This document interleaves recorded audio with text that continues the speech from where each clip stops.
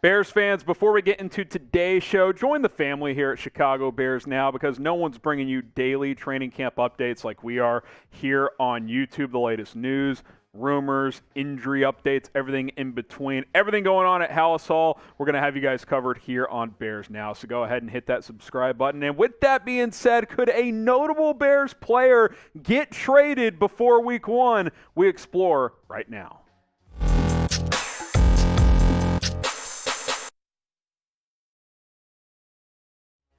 Welcome into Bears Now. I'm your host, Harrison Graham. Appreciate everybody for clicking on this show. And I'm sure when you got the push notification, if you didn't turn on noties, you were like, Tevin Jenkins trade. You never know. It could happen. Ian Rapoport reports this, that the Bears have received calls and have held trade talks centered around offensive tackle Tevin Jenkins. Sources tell me and Mike Garafolo, the former second-round pick from just last year, has drawn interest based on his potential, a situation to watch. Garafolo added this as well. As is often the case, a new regime is much more willing to part with draft picks they didn't make. We'll see what happens with the Bears and Tevin Jenkins. And it's funny that this has come out at this moment, because this weekend I started to have this thought of, could the Bears trade Tevin Jenkins? And here we are a couple days later. Well, possibly. It's very much a possibility. I mean, look, I have big concerns with Tevin Jenkins at this point. I was actually scripting a video of him missing another practice that I was going to bring this afternoon and explore some other training camp stories, which we'll get to a couple of those at the end of the show. But obviously, we're going to have a bulk of this show be around Tevin Jenkins and a potential trade. I got big concerns. He's missing these practices mysteriously. You know, is he injured? Is he not? Does he like football? Does this regime like him? I think there's a lot of concerns and legitimate reasons to be concerned at this point in time. I think it's twofold. I think, number one, this regime has not invested in Tevin Jenkins like the last one did. But number two, and more importantly, Tevin Jenkins has not invested himself into this football team. That is my opinion. I don't think the work ethic is there. Anytime they talk about Jenkins, they don't do it glowingly. Like, you can tell when Matt Eberflus and Ryan Poles talk when they really like a player. You don't get that sense when they talk about Tevin Jenkins, and that tells me he's not a grinder. We know that this regime, what they bring to the table is they want hard work and relentless energy. I don't think Tevin Jenkins is doing that. I think about an old quote from his college football coach, Mike Gundy, where he basically said, once he invested into football, he became a great player. Well, maybe he's not invested. You got to be invested if you want to play at a high level in the National Football League.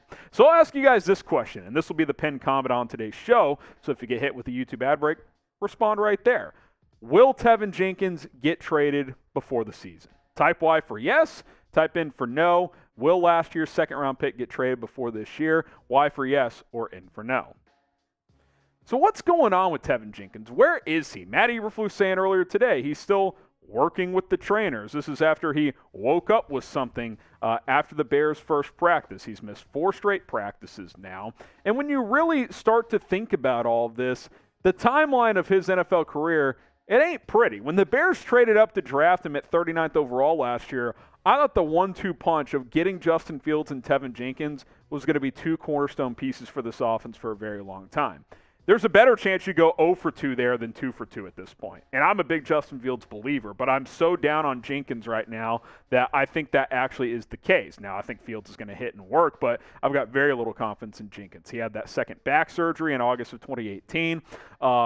Did make a debut last year, played in a couple games down the stretch, but then he misses his first practice last week and has not returned since, and there's not really any clarity to why that is the case. Now, the Bears blog, who's got connections within the Bears organization, wanted to give him credit here. He tweeted this out. Won't link the post because it's pretty much filler, but I did write 3 sentences that continue to be true. Tevin Jenkins is severely trending in the wrong direction. No player on this roster needed to prove more during these practice sessions. His unavailability is disconcerting. Yeah, I mean, I'd say so. And then you add in that David Kaplan, who's covered Chicago sports for a long time, over the weekend basically said, Tevin Jenkins isn't hurt, he's immature. That's basically what he said. So listen, man, this is trending in the wrong direction. Apparently, they're taking trade calls. Hey, Ryan Pace, he's basically running the Falcons at this point. You want another one of your Bears castoffs? Tevin Jenkins appears to be available. And it's a shame if it goes this way because I thought Tevin Jenkins could be a staple at right tackle for a long time. Now, I will say, Tevin Jenkins has gone through some rough things as well. I mean, the back thing pops up. He has to get another procedure. Last regime viewed him as a left tackle. This regime had him as a right tackle, so he's moved around a lot. So I think that is legitimate. But at the end of the day, when a new staff comes in here, you got to prove yourself to them. Jalen freaking Johnson had to take reps with the second team in the offseason program to prove to this new coaching staff that he was committed. He did that. He's back with the starters now. Tevin Jenkins, he's shying away from competition. That's kind of how I look at it. At this point in time, as he's been the backup right tackle behind Larry Borum, when he's been out there, which he hasn't been the last 4 practices, I've got zero expectations for Jenkins. I hoped that when the pads come on, which they're supposed to tomorrow, that maybe that would be an opportunity for Jenkins to assert himself a little bit and be like, hey, maybe I haven't been, someone who stood out up to this point, but with the pads on, I'm someone who can push people around and really make a difference. I don't know if he's going to be a part of this thing at all at this point in time. So we'll see if he gets traded. We'll see what happens with him. But I'll tell you what, this is trending in a bad direction very, very quickly for Tevin Jenkins.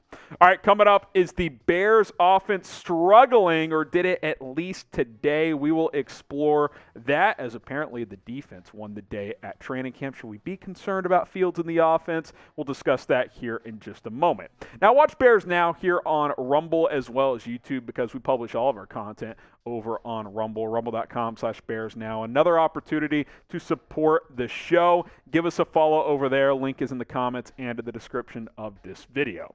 Okay, let's talk about the offense. So Fields in the offense has actually done some good things at training camp. They really have. I mean, it's looked better than OTAs and minicamp by all accounts. Today, I'm not saying the whole practice was a struggle, but they did a 2-minute drill at the end of practice.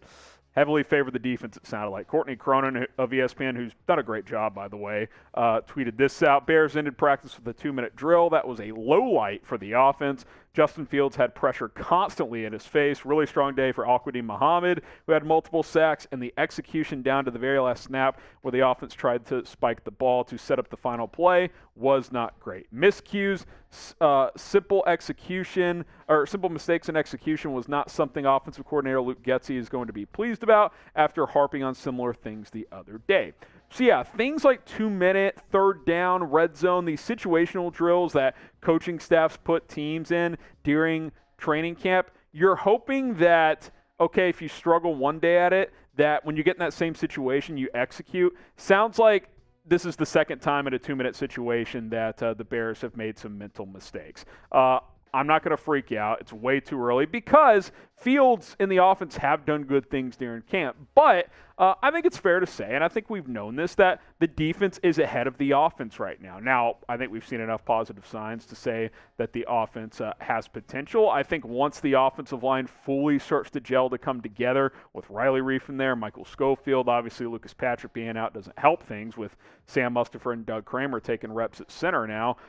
That certainly sets you back a bit. But I still think there's reason to be optimistic. But let's be real. There will be moments this season where the offense struggles. I mean, it's year one and a new offensive coordinator. It's a second-year quarterback still. It's an inexperienced or somewhat underperforming historically wide receiver core. So, yeah, I mean, I don't think any of us expect this to be a top 10 offense. But can it flirt with top 20, top 23, somewhere in there, just not be one of the worst in the league?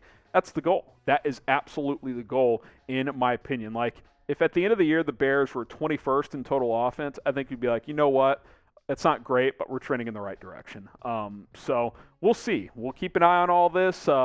Typically, when the offense or Fields has struggled, they bounce back the next day. A positive note, Fields only threw 1 pick today. So it's not like he got picked off 4 or 5 times. Carson Wentz threw 3 picks today. He's been in the league for a long time, guys. It happens. So we'll see how it goes. But in the final 2-minute drill session, heavily favored the defense, which, hey, that's a good sign too, because I think this defense could really be sneaky good this upcoming season. So which side will be better this upcoming season? Type O for the offense, type D for the defense. I'll favor the defense, and I think a lot of that is because I actually think the defense could be pretty good. Not necessarily because I think the offense is going to suck, although it does remain a work in progress. O for offense, D for defense. Which unit will be better next season? All right, did want to get to a quick injury update around Thomas Graham Jr., Matt Eberflus. Discussed him and Tevin Jenkins together. We've already talked about Jenkins, so we'll talk about Graham. He did say that it's a little more significant than they thought. Called it a soft tissue injury, then later added that it was a hamstring injury. Says he's more in that week-to-week category at this point. So not day-to-day, week-to-week. So could take a little bit longer than they had initially planned for. Hamstrings, 2 to 4 weeks typically. If he's kind of right around a week right now, you're hoping maybe next week he comes back. But, that preseason opener against the Chiefs probably in doubt a little bit for Thomas Graham. Kyler Gordon, Tavon Young, been taking a lot of the nickel reps, some Duke Shelley in there as well. And look, let's be honest, it's not ideal for Thomas Graham because I think he's a guy that, and still maybe does, but had a chance to compete for playing time at that nickel position. Got a lot of those reps in the offseason program in OTAs and in minicamp. Tavon Young's come back. He's taken a lot of them. Kyler Gordon's gotten reps as well. So you kind of look at where this corner room sits right now. There's a lot of competition. One thing we know for sure, Jalen Johnson will be one of your starting outside corners. Beyond that, we don't really know. I think we're confident that Kyler Gordon will start. The question is, will it be outside or nickel, and could he move around? Because I think he could play both. He's played both during training camp. Tavon Young, obviously, the veteran nickel, has gotten a lot of reps with the ones. Thomas Graham's in the mix once he's healthy. Kendall Vilder, if Gordon's playing slot, could be that other outside corner. So the competition at corner in general is heavy, but especially at nickel. Young, Graham, and Gordon all getting run there. So if you're Thomas Graham Jr., you want to get healthy sooner rather than later to get out there, show these coaches something, especially as the pads start to come on here. So we'll see when that is. Again, Eberflus said he's more in that week-to-week category right now. So, hopefully he returns sooner rather than later. But I would gander to say that probably means he'll miss the rest of this week at least.